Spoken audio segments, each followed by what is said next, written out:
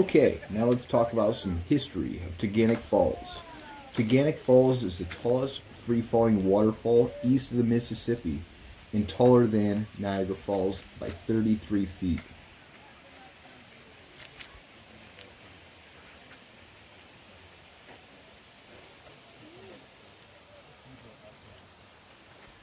This waterfall plunges nearly 215 feet past all the rocky gorges and cliffs.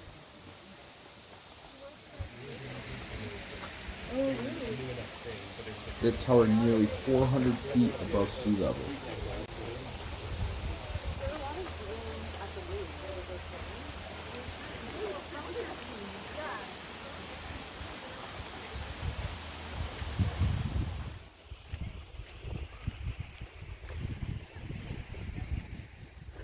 It is 0.8 from the start of the trail to the waterfall overlook.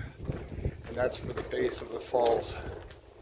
Right now I'm headed back to the vehicle to go to the upper falls and to the upper overlook of the falls we just checked out. Just to go show you the whole overall waterfall and state park.